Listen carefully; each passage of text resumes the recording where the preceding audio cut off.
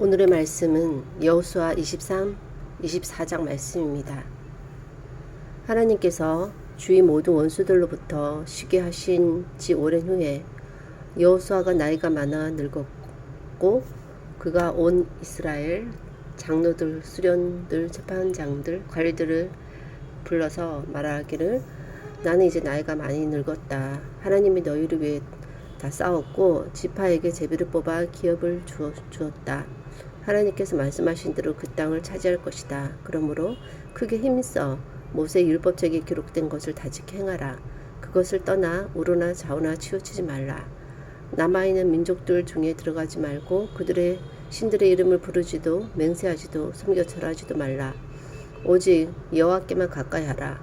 하나님의 강대한 나라들을 다 쫓아냈으니 스스로 조심해서 하나님을 사랑하라. 만일 돌아서 남아있는 민족들을 가까이하여 혼인하거나 서로 왕래하면 확실히 알 것은 하나님이 다시 쫓아내지 않고 그들이 너에게 올무가 되고 덫이 되고 옆구리에 채찍이 되고 눈에 가시가 되어 마침내 하나님이 주신 이 아름다운 땅에서 멸할 것이다. 하나님의 진노가 미쳐서 속히 멸망할 것이다. 보라, 나는 온 세상에 가는 길로 가지만 하나님의 모든 말씀, 선한 말씀이든 불길한 말씀이든 하나도 틀리지 않고 다 응할 것이다. 이것에 대해서도 너희 모두가 마음과 뜻으로 이미 안다. 그리고 모든 지파, 이 위에 모든 지파 세겜을 모아서 또 다시 그들을 다 불러서 하나님께 나옵니다. 여호수아가 모든 백성에게 말하기를 너희 조상들은 다른 신을 섬겼으나 아브라함을 강 이쪽에서 저쪽에서 이쪽으로 이끌어내어 가나안 온 땅을 두루 행하게 하고 씨를 번성하게 하려고 이삭을 주었고 이삭에게는 야곱과에서 에색에게는 세일산을 주고 야곱에게는 애굽으로 보내서 또 모세와 아론을 보냈고 애굽의 재앙을 내려 너희를 인도해 냈다. 바다에서 이끌어서 애굽에서 행한 일도 보았고 많은 날을 광야에서 거주하였다. 요단 저쪽 아모리 조소 땅으로 들어가서 싸우고 넘겨주어 땅을 점령하고 멸절시켰다. 모압의 왕 십볼의 아들 발락이 부올의 아들 발람을 불러 저주하게 했으나 오히려 축복하고 건져내었다. 요단을 건너 여리고에서 아모리, 브리스, 가나, 헷, 기르가스, 히위, 여부스 족속을 넘겨주었다. 너희가 수고하지 않은 땅, 건설하지 않은 성읍, 심지 않은 포도주, 감나원의 열매를 주었다. 그러므로 이제는 하나님을 경외하라. 온전함과 진실함으로 섬기라. 애굽에서 섬기던 신들을 치워버리고 하나님만 섬기라. 만일 하나님 섬기는 것이 좋지 않게 보이면 섬길 자를 오늘 택하라. 오직 나와 내 집은 하나님을 섬기겠다. 했을 때 백성이 우리가 결단코 하나님을 버리고 다른 신들을 섬기지 않겠다.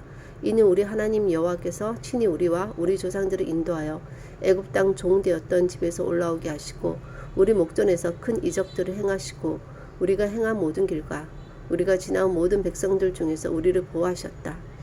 하나님께서 이 땅에 거주하던 아모리 족속을 우리 앞에서 쫓아내셨으니 우리도 하나님을 섬기리니 그는 우리 하나님이심이다.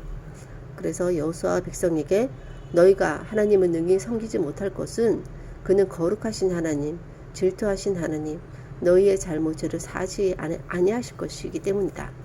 만약에 하나님을 버리고 이방신을 섬기면 복을 내리신 후에라도 돌이켜 재앙을 내라시고 멸할 것이다. 했을 때 백성이 아니다. 우리가 하나님 섬기겠다. 그래서 스스로 증인이 되었다. 우리가 증인이 되었다. 그래서 너희 중에 있는 이방신들을 치워버리고 너희 마음을 하나님께로 향하라. 하나님을 섬기고 그의 목소리를 청종하겠다. 라고 하는 여호수아와 백성들 사이에 그런 말들이 오가고 하나님을 섬기겠냐? 했을 때 하나님을 섬기겠다. 그런 말들이 다 오간 뒤에 그날에 세겜에서 언약을 맺고 그들을 위해서 율례, 법도를 제정하고 이 모든 말씀을 하나님의 율법책에 기록하고 큰 돌을 가져다가 하나님의 성소 곁 상수리 나무 아래에 세웁니다. 이 돌이 우리에게 증거가 될 것이다. 하나님께서 우리에게 하신 모든 말씀을 이 돌이 들었다.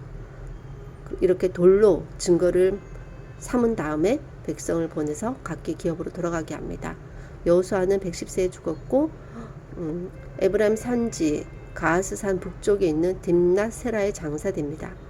이스라엘이 여호수아와 뒤에 생존한 장로들 곧 하나님께서 행하신 모든 일을 아는 자들이 사는 날 동안은 하나님을 섬깁니다. 애굽에서 가져온 요셉의 뼈를 세겜에 장사하는데 이 세겜 땅은 야곱이 백크시다를 주고 세겜의 아버지 하모렐 자손들에게서 산 밭입니다. 이 땅은 돈으로 사서 요셉 자손의 기업이 된 땅입니다. 아론의 아들 엘르아살이 죽고 아들 비느하스가 에브라임 산지에서 받은 산에 장사했습니다. 이렇게 여호수아의 말씀은 끝을 맺게 됩니다. 이것으로써 하나님과 직접적으로 동고동락한 한 세대의 역사가 마무리되어지는 느낌입니다. 싸워서 땅을 점령해야만 했던 시기에는 하나님을 의지할 수밖에 없는 상황이었고 늘 긴장의 연속으로 마음 놓고 발을 편히 뻗지 못하는 그런 육체의 위험이 늘 도사리는 상황이었지만 오히려 이때에는 더욱 하나님을 의지함으로 마음이 더 굳건해지는 시기였다고 할 수 있겠습니다. 이 여호수아 이후에 이제 땅 점령이 다 이루어지고 이제 앞으로는 정착해서 살아가야 할 시기는 오히려 반대로 하나님이 없어도 생활이 유지되는 상황이기 때문에 평화롭고 안정은 하지만 오히려 안주하게 되고 매너리즘에 빠지게 돼서 마음이 육체는 안전하지만 마음이 위험에 처하는 상황이 될 것이고 이 상황은 육체의 위험까지도 스스로 자신을 자멸하게 하는 상황까지도 갈 수 있게 되는 것 같습니다.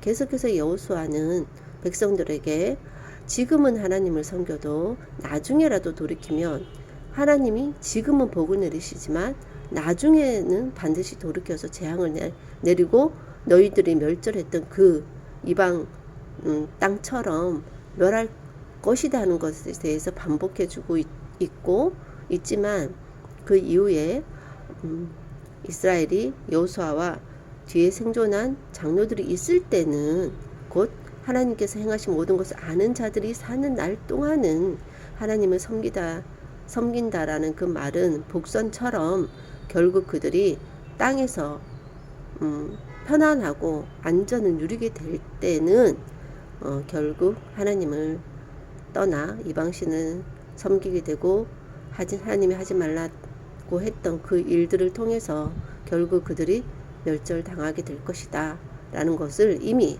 가나안 땅을 점령하는 이 순간부터 여호수아도 알았고 이스라엘도 어쩌면 예상하는 바이지 않을까 하는 생각이 듭니다. 결국 멸절을 한다면 지금 섬기고 축복을 받는 것이 무슨 소용이 있는가 하는 생각이 듭니다. 끝에 가서 하나님을 섬기면서 죽어야 그것이 축복된 인생으로 남는 것이지 하나님의 심판에 속에서 죽게 된다면 그것은 앞에 아무리 많은 약속과 축복을 받았다 할지라도 의미가 없다라는 생각이 듭니다. 그렇기 때문에 내가 언제 하나님께 불려갈지 모르는 상황이지만 내가 내 스스로 내 멸절을 내가 나의 멸절의 순간을 앞당기거나 그런 순간을 맞이하지 않도록 매일매일 하나님을 섬기며 이 육신의 편안함을 하나님을 잊어버리는 수단이 되지 않도록 하나님이 주시는 그런 축복의 순간이 더욱 하나님과 동행하는데 밑거름이 되어지고 자산이 되어지는 순간이 될 수 있도록 매일 하나님을 섬기는 것 그런 삶으로 늘 이어지기를 소원해 봅니다. 하나님 여호수아가 정말 110세의 눈을 감으면서도 이스라엘을 염려할 수밖에 없었던 것은 이스라엘의 민족성을 알고 인간의 연약함을 알기 때문일 것입니다. 그들이 힘든 상황에서는 오히려 하나님을 더 따르고 어쩔 수 없이 그랬지만 결국 육신이 편안하게 되면 하나님을 참으로 빨리 떠나 다른 신들에게 자기 스스로 제사를 드림으로 자멸의 길로 정말 가기를 바삐할 것이라는 것을 여호수아가 눈을 감으면서도 알았지 않은가 하는 생각이 들고, 오히려 정말 하나님을 의지할 수밖에 없는 순간에 눈을 감았던 자들이 축복된 인생이었다, 그런 생각이 듭니다.